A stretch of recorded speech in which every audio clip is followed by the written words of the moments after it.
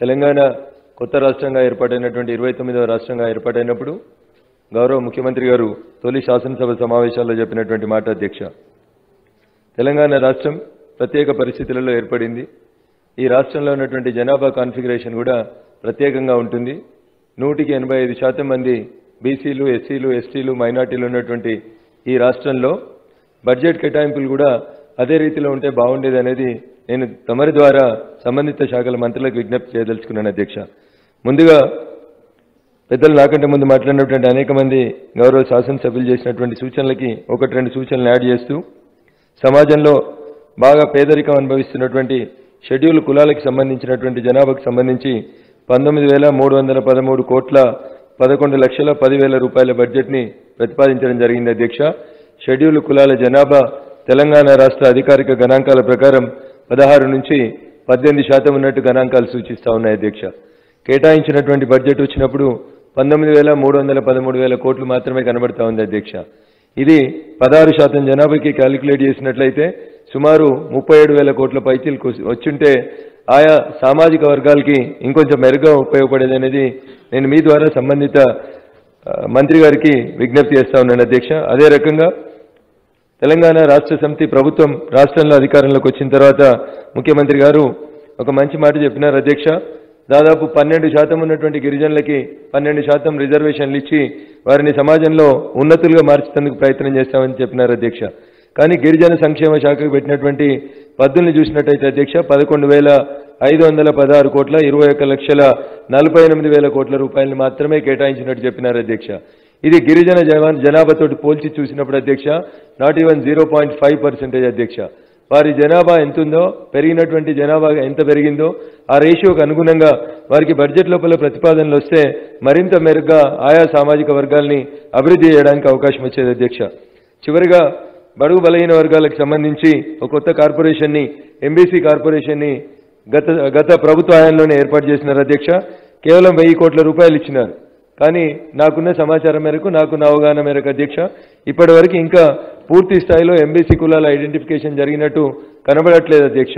155% ఉన్నటువంటి బడుగు బలహీన వర్గాలకి వారికి జనాభా ప్రాతిపదికన కేటాయింపులు జరిపితే దాదాపు మన బడ్జెట్ లోపల 2,30,00,000 బడ్జెట్ లోపల 2,30,000 కోట్ల బడ్జెట్ లోపల దాదాపు 1,00,000 కోట్లు కేటాయించాల్సినటువంటి బడుగు బలహీన వర్గాలకి ఈ ప్రతిపాదన లోపల కేవలం 5,522,10,07,000 కోట్లు మాత్రమే కేటాయించినట్టు కనబడుతుంది అధ్యక్ష.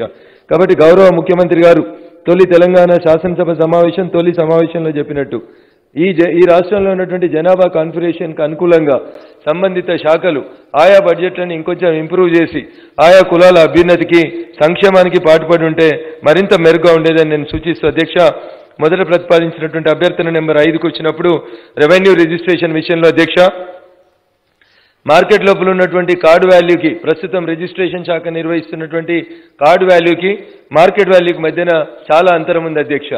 ప్రభుత్వం ఆదాయం పెంచుకోవాలని అనుకున్నప్పుడు ఎప్పుడో 5 సంవత్సరాలకి 10 సంవత్సరాలకు ఒకసారి ఎలాంటి శాస్త్రీయ విధానం లేకుండా కార్డు వాల్యూకి మార్కెట్ వాల్యూకి మధ్యన డిఫరెన్స్ని తగ్గించేటువంటి ప్రయత్నం చేస్తా ఉన్నారు అధ్యక్ష. దీనివల్ల ఈ రాష్ట్రంలో భూసేకరణ జరుగుతున్నటువంటి పలు ప్రాంతాల లోపల కూడా అధ్యక్ష గత 10-20 సంవత్సరాలుగా ఈ కార్డు వాల్యూ ఏదైతే ఉందో, రిజిస్ట్రేషన్ కార్డు వాల్యూ ఏదైతే ఉందో అధ్యక్ష అది పెరిగినటువంటి మార్కెట్ వాల్యూకి అనుకూలంగా మార్చకపోవడం వల్ల అధ్యక్ష అనేక మంది పేద రైతులకి ఈ ల్యాండ్ ఎక్విజిషన్ జరుగుతున్నటువంటి సందర్భంగా అన్యాయం జరుగుతూ ఉంది. కాబట్టి అధ్యక్ష తమరి ద్వారా నేను రెవెన్యూ మంత్రి గారికి చేసేటువంటి సవినయమైనటువంటి విజ్ఞప్తి అధ్యక్ష, కార్డు వాల్యూకు మార్కెట్ వాల్యూకు మధ్యలో ఉన్నటువంటి అంతరానికి ఒక కమిటీ వేసి శాస్త్రీయ పద్ధతి లోపల, ఉదాహరణకి ఇప్పుడు హైదరాబాద్ లోపల చాలా చోట్ల 1,00,000 రూపాయల పైచీలకు ఉంటుంది అధ్యక్ష గజానికి. కానీ మనం కార్డు వాల్యూ తీసుకొని రిజిస్ట్రేషన్ ఆఫీస్కి వెళ్తే అది 10,000 నుంచి 15,000 ఉంటుంది అధ్యక్ష. దీనివల్ల ఒక రకంగా మార్కెట్లో బ్లాక్ మనీని పెంపొందించిన వాళ్ళం అవుతా ఉన్నాం. కాబట్టి అధ్యక్ష తమరి ద్వారా రెవెన్యూ మంత్రి గారికి నేను చేసేటువంటి విజ్ఞప్తి, ఒక శాస్త్రీయ పద్ధతిలో ప్రతి 5 సంవత్సరాలకు ఒకసారి ఈ కార్డు వాల్యూకి రిజిస్ట్రేషన్ వాల్యూకి మధ్యన ఉన్నటువంటి మార్కెట్ వాల్యూకి మధ్యన ఉన్నటువంటి అంతరాన్ని తగ్గించే రీతి లోపల చేసినట్లయితే ఇది కొంత రాష్ట్రానికి రెవెన్యూని పెంచడానికి కూడా ఉపయోగపడుతుంది అనేది నేను తమరి ద్వారా రెవెన్యూ మంత్రి గారికి విజ్ఞప్తి చేస్తా ఉన్నాను అధ్యక్ష. ఇదే శాఖకు సంబంధించి రాష్ట్ర ప్రభుత్వం ప్రతిష్టాత్మకంగా ఇటీవల కొత్తగా తెచ్చినటువంటి ఒక చట్టం ధరణి చట్టం అధ్యక్ష. చాలా మంది గౌరవ శాసనసభ్యులతో మొదలుకుంటే అనేక మంది ప్రజాప్రతినిధులు ఇప్పటికీ ఈ ధరణి చట్టం వల్ల అనేక ఇబ్బందులు ఎదుర్కొంటా ఉన్నారు అధ్యక్ష. అనేక రెక్టిఫికేషన్స్ ని గౌరవ ప్రభుత్వం ద్వారా రెవెన్యూ మంత్రి గారు సూచిస్తూ వస్తున్నప్పటికీ కూడా ఇంకా మీరు ఏ రిజిస్ట్రేషన్ ఆఫీస్ కార్యాలయాన్ని లేదా జిల్లా రిజిస్ట్రార్లకు కానీ సంబంధించిన ఇంకా ధరణిలో వారు సూచిస్తున్నటువంటి అనేక మార్పులకి ఆ కంప్యూటర్ యాక్సెస్ ఇవ్వట్లేదు. కాబట్టి అధ్యక్ష, ధరణి వల్ల గత 4 నెలలుగా ధరణి కంటే ముందు 4 నెలలు రిజిస్ట్రేషన్లు ఆపినాం. కరోనా పాండమిక్ సిచ్యువేషన్ వచ్చింది, రాష్ట్రానికి ఆదాయం తగ్గిపోయింది. ఆదాయ వనరులు పెంచుకోవడానికి అవకాశం ఉన్నటువంటి కొత్త రెవెన్యూ చట్టాన్ని తీసుకొని వచ్చినప్పుడు కూడా ధరణిలో పెడుతున్నటువంటి ఇబ్బందుల వల్ల రాష్ట్ర ప్రభుత్వానికి రావాల్సినటువంటి ఆదాయం విపరీతంగా తగ్గిపోతా ఉంది. కాబట్టి రెవెన్యూ మంత్రి గారు కూడా ప్రజల నుంచి మీకు వెబ్సైట్ ద్వారా వస్తున్నటువంటి సూచనలు, సలహాలను, విజ్ఞప్తులు అన్నింటినీ కూడా చేసి ఈ ధరణి వెబ్సైట్ని ప్రజలకు అనుకూలంగా మార్చాలని చెప్పి నేను తమ ద్వారా రెవెన్యూ మంత్రి గారికి విజ్ఞప్తి చేస్తా ఉన్నాను అధ్యక్ష. పోతే గృహ నిర్మాణ శాఖకు సంబంధించి అధ్యక్ష, డబుల్ బెడ్రూమ్ ఇళ్లకు సంబంధించి రాష్ట్ర ప్రభుత్వం గౌరవ శాసనసభ్యులకు అధికారాలు ఇచ్చి సుమారు 3,500 నుంచి ఆయా నియోజకవర్గాల సైజును బట్టి 4,000 వరకు డబుల్ బెడ్రూమ్ ఇల్లు ఇవ్వడానికి కట్టించడానికి అవకాశం ఇచ్చిండ్రు. పలు గ్రామాల లోపల ప్రభుత్వ భూములు లేక ఈ డబుల్ బెడ్రూమ్ల ఇల్లు ఇంకా నిర్మాణం కొనసాగుతలేదు అధ్యక్ష. అయితే మొన్నటి బడ్జెట్ సమావేశ ప్రసంగం లోపల ఒక అడ్వాన్స్డ్ స్టేట్మెంట్ గౌరవ మంత్రి గారి నుంచి కనబడింది అధ్యక్ష. ఇది ప్రతిపాదిస్తా ఉన్నాం.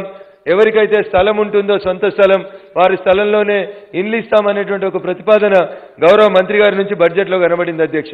నేను తమరి ద్వారా సంబంధిత మంత్రి గారికి, మిగతా అందరు శాసనసభ్యులు కూడా బహుశా ఆమోదిస్తారని అనుకుంటా ఉన్నాను.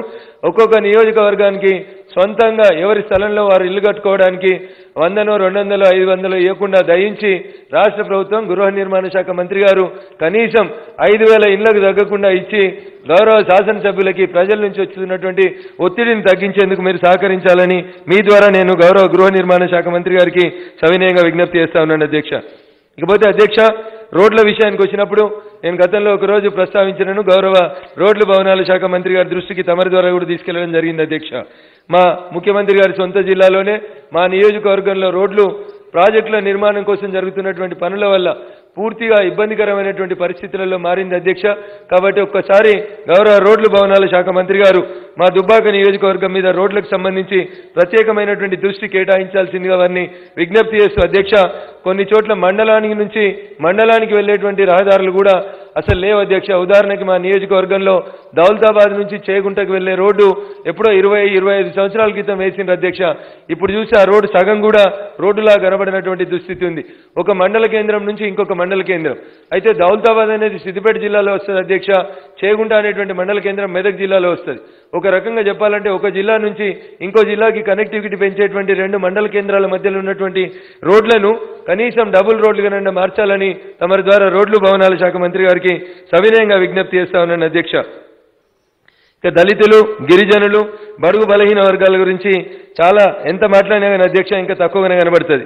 ఎందుకంటే అధ్యక్ష, నోరు ద్వారా చెప్తా ఉన్నాం, నొసల ద్వారా ఎక్కిరిస్తా ఉన్నాం అన్నట్టు ఆ వర్గాలు ఇంకా మన గురించి ఫీల్ అవుతా ఉన్నాయి అధ్యక్ష. ఇది బాధాకరమైనటువంటి విషయం అధ్యక్ష. ఈ దేశానికి స్వతంత్రం వచ్చినటువంటి 7 దశాబ్దాల తర్వాత కూడా ఇంకా మనం గ్రామీణ భారతాన్ని చూస్తే అధ్యక్ష, చాలా మంది దళితులు, గిరిజనులకి ఉండడానికి కనీసం ఇల్లు లేకపోవడం అనేది బాధాకరం. ఆ దిశగా కేటాయించినటువంటి బడ్జెట్లో నేను మళ్ళీ తమరి ద్వారా చేసేటువంటి విజ్ఞప్తి, షెడ్యూల్ కులాలకు సంబంధించినటువంటి బడ్జెట్ని ఏమైనా అవకాశం ఉంటే షెడ్యూల్ కులాలు, గిరిజనులకు సంబంధించినటువంటి బడ్జెట్ను అట్లే వెనుకబడినటువంటి వర్గాలకు ప్రతిపాదించినటువంటి ఈ బడ్జెట్ని ప్రతిపాదన రూపంలోనే ఉంది. కాబట్టి అవకాశం ఉంటే ఆయా వర్గాల జనాభా ప్రాతిపదికన వారికి ఈ బడ్జెట్ని పెంచి ఇప్పించాల్సిందిగా తమరి ద్వారా సంబంధిత మంత్రులకు విజ్ఞప్తి చేస్తా ఉన్నాను అధ్యక్ష.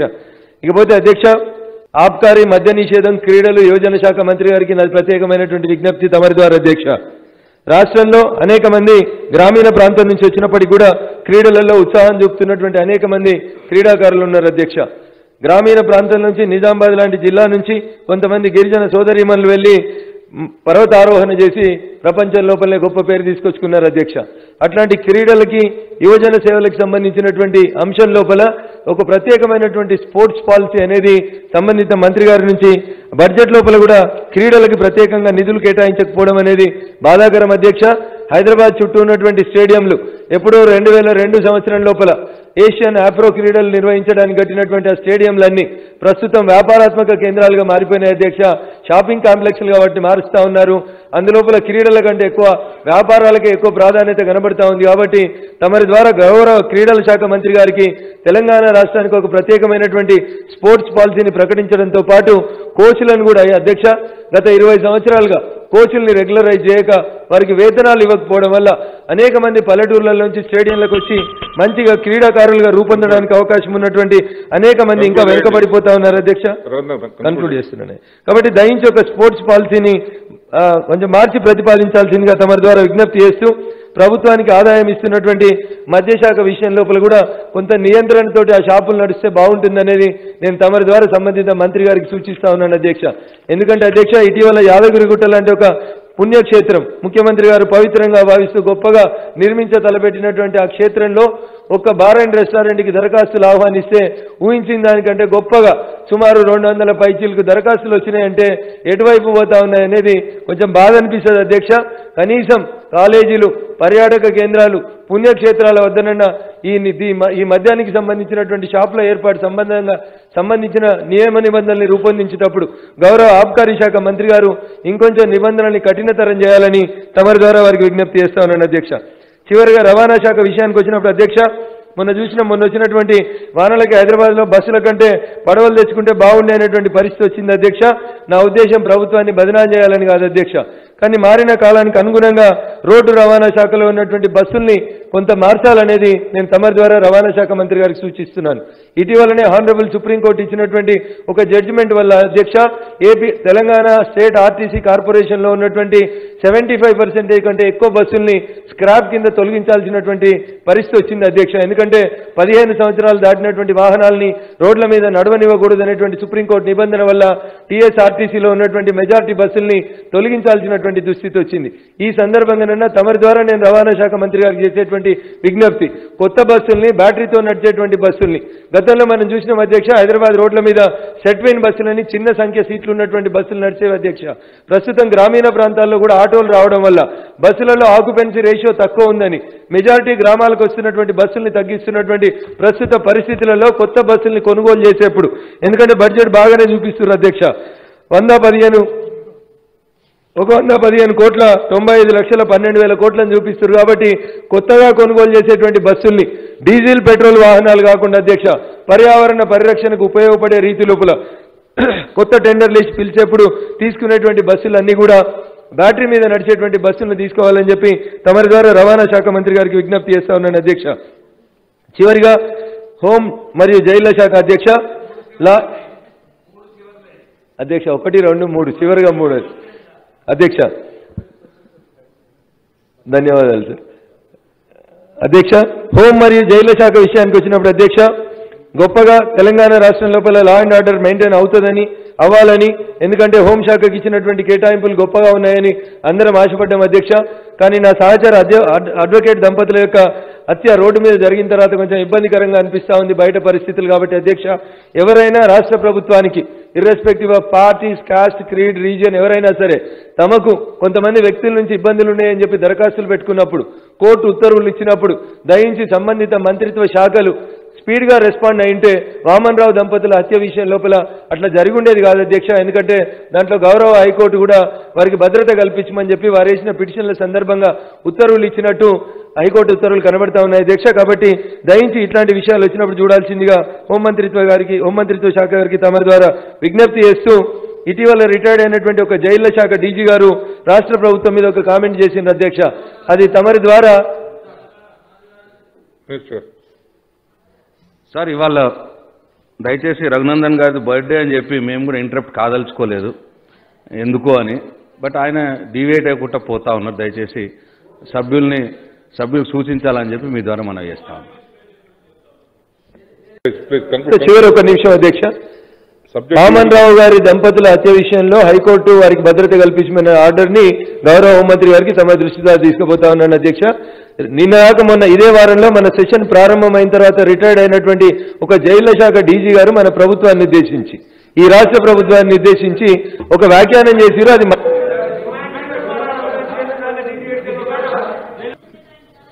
ప్లీజ్ కూర్చోండి. హాయ్ ఫ్రెండ్స్, మా టుడే టుమారో యూట్యూబ్ ఛానల్ చూస్తున్నందుకు చాలా థ్యాంక్స్. మరిన్ని లేటెస్ట్ వీడియోస్ కోసం వెంటనే సబ్స్క్రైబ్ చేయండి. అలాగే ఈ బెల్ ని కూడా రింగ్ చేసేయండి. మా నోటిఫికేషన్స్ అన్ని మీ మొబైల్లో వస్తాయి. అలాగే మా వీడియోస్ మీకు నచ్చితే లైక్ చేయండి, షేర్ చేయండి, నచ్చకపోతే కామెంట్ చేయండి.